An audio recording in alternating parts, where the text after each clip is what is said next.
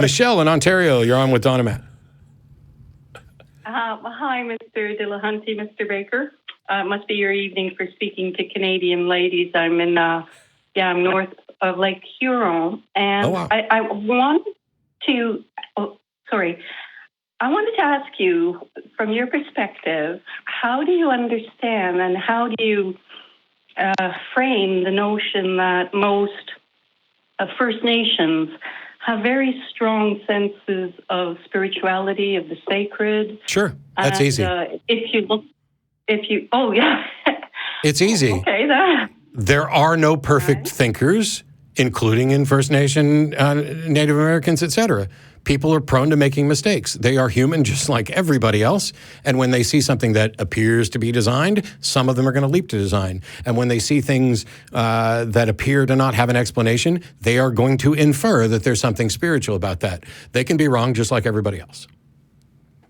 Well, I was wondering about, in particular, the legend of Hiawatha, which is related to the coming together of the 5 Iroquois nations as the Iroquois people. I'm not talking about the poem by Longfellow, the Hiawatha poem, but the actual legend of how, and this is depending on which version of it you read online, there's various different ones, but they date this back to 1400, before Christopher Columbus ever crossed the ocean, so before there was any cross-contamination from, the European faiths or Asian faiths. So, and the legend goes that in those times, the 5 nations, the Mohawk, Seneca, Oneida, Cayuga, and Onondaga, were at each other's throats constantly, and that this young warrior, Hiawatha, lost his wife and daughters, and one version says they died of disease, another version said they were killed by a neighboring tribe. Well, if we have different versions, I don't know. Yeah. Isn't that obviously just cherry picking the version that seems to be? No, but because they both lead to a common point. And that the common point is that Hiawatha was just discouraged. His friends said, well, let's do what we usually do, i.e. Get a war party together and go out and take out our angst and our anger on the neighboring tribe, which is why the 5 tribes were constantly at each other's throats. I don't understand. It's getting somewhere, if you could bear with me. Okay, I'm trying to, I don't understand the point. Well, the point is that he was heartbroken. He went into the forest. He wanted to die. And there he met the great peacemaker, who was a figure which came out of nowhere and who the people, the Iroquois people say this figure was sent from the Creator. And the great peacemaker... What parts of the story are demonstrably true? And teaches Hiawatha how to have compassion, and together they bring the 5 nations together. And so it is an important part of the identity of the Iroquois people. It does call upon the notions of spirituality, of revelation, of a creator God, and it is part of that First Nation. Many First Nations have. But at the end of the day, it's just a story that people found compelling that achieved a goal. That doesn't mean anything about the story is true. I could disappear and go off into the woods for a while and come back to the Atheist Community of Austin and say, I've just made the great peacemaker and I have the information that's going to bring us all back together. And as long as I'm convincing and it works, people will forever tell the story of how I met the great peacemaker. Well, that's when maybe he deserves the credit, perhaps. The big thing is, if there is no, it's worse than that, Michelle, because if there is a great peacemaker, and much like alien abductors, he's only meeting with one person in the woods to pass on a message. He's a dick. He's not the great peacemaker. He's a manipulator. A great peacemaker wouldn't have waited for one person to go off in the woods.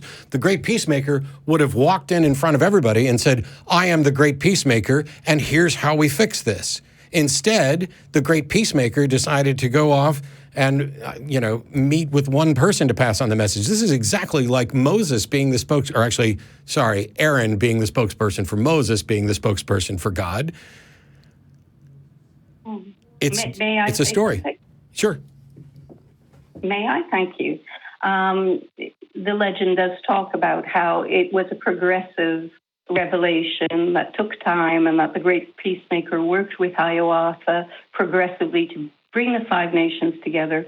But beside that, and beside everything you've said, my query to you is, don't you think that everything you said and your atheist perspective isn't a bit of a European colonial Western take on spirituality? And in your view, if the world would be such a better place without religions and with just this atheist perspective, isn't that a little bit racist towards all? No, and that's some absolutely bizarre bullshit to suggest that an entirely intellectual exercise to say, where is the evidence? And when I look at these stories, I didn't say, hey, the Great Spirit could have done these things because I am being racist against First Nation people. I'm saying it because it's a bullshit, ridiculous reason to believe something. And as I pointed out, we're all human and we're all guilty of that kind of thing. How dare you remotely suggest that because I'm a privileged white guy, Western European, that I'm poo-pooing a Native American story, which I'd never considered prior to today, when it is ridiculous at its face. Yeah. Okay. Well, I think it does sound very racist. Well, fuck you. Thank you, Michelle. I don't know. And I have no idea what race you are, but fuck you.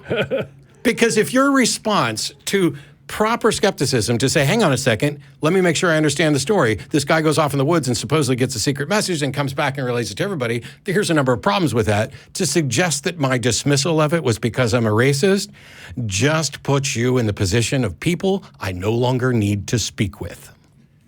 And if it's evidence that is not sufficient, or if that's something that is not going to get us to the truth, present us with what is, and let's talk about it. By the way, in a side note, as long as I'm saying fuck you to people, I got a message on my phone that said, here, I'll read it.